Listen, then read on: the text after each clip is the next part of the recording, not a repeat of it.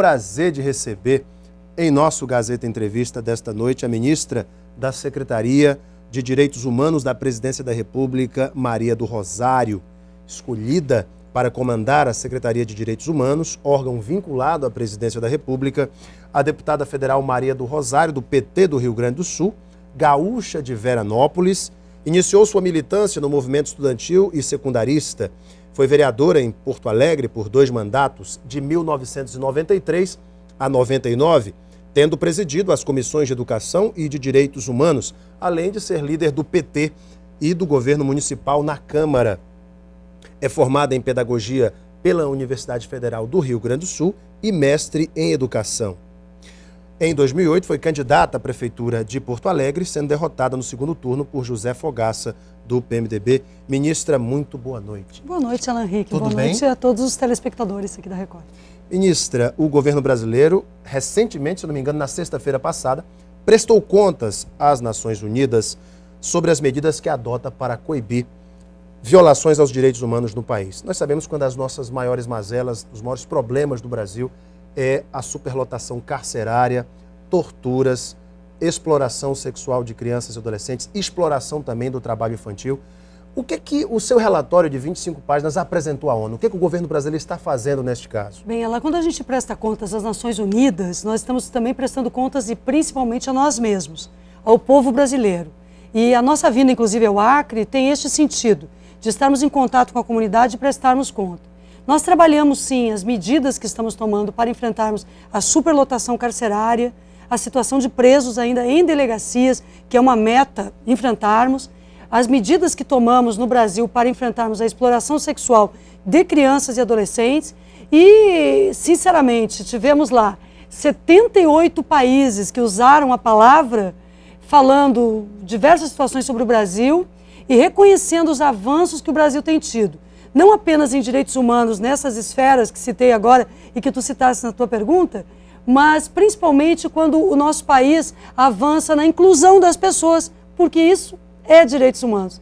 Aqui, em uma breve passagem por Rio Branco, hoje, ao longo do dia, acompanhada pelo secretário Nilson Mourão, da área de direitos humanos do governo estadual, nós conseguimos perceber as mudanças que a cidade vai tendo, as mudanças que a comunidade vai tendo, o acesso à educação como parte dos direitos humanos, o enfrentamento à miséria e esta agenda, presídios, direitos também deste segmento são importantes para que a gente possa recuperar essas pessoas para uma vida com respeito também aos direitos humanos. Isso nós apresentamos na ONU e temos metas. A presidenta Dilma, por exemplo, quer investir, tem até 2014 estabelecido 1 bilhão e 100 milhões de reais para enfrentarmos o déficit carcerário nas penitenciárias femininas e enfrentarmos o tema dos presos nas delegacias. Segundo a Anistia Internacional, a população carcerária do Brasil, ministra, é de 513 mil presos e nós temos um déficit de 200 mil vagas.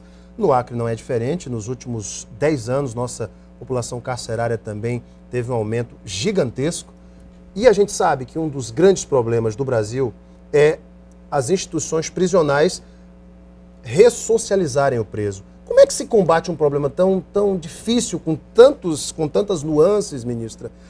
E que instituições a senhora citaria como exemplos na recuperação de apenados no Brasil? Olha, em primeiríssimo lugar, é uma meta nossa construirmos vagas, né? Porque, lamentavelmente, nós temos que reconhecer que está crescendo o número de mulheres também apenadas, até mesmo pela presença do tráfico de drogas e a presença das mulheres também nesses crimes. Com isso, a meta nossa do governo federal é não termos nenhum déficit em vagas femininas, para recuperarmos essas mulheres, até pelo fato de muitas delas, Alain, permanecerem com seus filhos pequenos nas unidades prisionais. E essa é uma atenção que nós temos que dar também para a recuperação das mães com as suas crianças. Por outro lado, há todo um diálogo com o CNJ, o Conselho Nacional de Justiça, com os juízes de um modo geral. Entrou em vigor no ano passado 2 leis importantes. A lei que oferece àquele apenado que trabalha e que estuda e que tem um comportamento adequado dentro da unidade prisional, a possibilidade de diminuição do seu tempo de pena.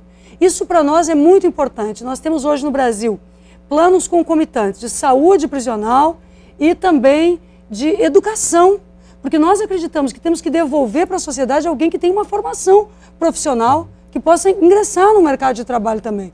As iniciativas do Ministério da Educação nesse sentido estão sendo tomadas. As medidas, portanto, são as mais variadas, mas elas precisam estar acompanhadas pela ação judicial também. Eu não citaria nenhuma das unidades no Brasil, não porque não tenhamos, mas apenas para não ser injusta. O que eu acredito é que onde a gente vive, nós podemos melhorar essas unidades também com a presença da comunidade. E direitos humanos não ficar restrito à situação prisional. Esse é um viés, mas nós temos as comunidades indígenas, o povo quilombola, as mulheres, as crianças, os estudantes, os trabalhadores, todos como aqueles também que são sujeitos de direitos neste nosso país. A criação desse Sistema Nacional de Prevenção e Combate à Tortura, ministra, em que pé está? Olha, deve estar sendo votado amanhã pela Câmara dos Deputados. Aqui em primeira mão para a Record, estou dizendo isso aqui através do programa comandado pelo Alan Rick. A Câmara dos Deputados hoje estabeleceu como prioridade para amanhã a votação deste mecanismo. O que é este mecanismo? Serão 11 peritos que trabalharão junto à Secretaria de Direitos Humanos com a possibilidade em todo o território nacional de ingressarem em instituições que são fechadas e sem uma autorização prévia. Aí nós estamos falando de presídios? Sim, porque há maus tratos em presídios no Brasil e nós temos que acabar com isso. Ninguém é recuperado com maus tratos e com tortura. Mas também esse corpo de peritos que pode ser replicado nos estados, ele pode entrar lá em instituição de longa permanência de idosos. Aquilo que a gente chamava antes, o asilo, que fica com o idoso. Né? Nós temos muitas instituições no Brasil. A instituição para pessoas com sofrimento psíquico, que cada vez nós queremos que existam menos no Brasil, mas que existem pessoas com graves sofrimento psíquico, que ficavam restritas de liberdade. Então essa instituição será observada. E também o atendimento a adolescentes em conflito com a lei. Uma pergunta que muitas pessoas comentam e fazem, ora, se o problema dos presídios no Brasil é superlotação, tortura, isso tem muito a ver também com gestão. A senhora concorda que muitos diretores ou muitos gestores de presídios poderia haver uma verdadeira operação pente fino, uma verdadeira limpeza de gestão, um verdadeiro choque de gestão nesses presídios também, ministra? Olha, eu vou reafirmar aqui o que disse na ONU. O Brasil não tolera a tortura, o Brasil não aceita a tortura e ele não mantém impune quem tortura. A nossa lei sobre combate à tortura é uma das mais antigas do mundo. Ela é de 1995. E ela está em vigor no Brasil de forma a que, se um agente público pratica o abuso de autoridade, age contra um cidadão, age contra alguém que é um apenado ou um cidadão livre nas ruas com abuso de autoridade, isso não é tolerado pela legislação brasileira. Nós enfrentamos para que isso não permaneça impune.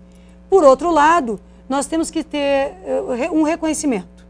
Há inúmeras instituições, olha, eu poderia citar pastoral carcerária, igrejas evangélicas, movimentos que vão aos presídios, fazem um trabalho bonito de melhoria da condição de vida daquelas pessoas com uma dimensão não apenas física, mas até mesmo espiritual.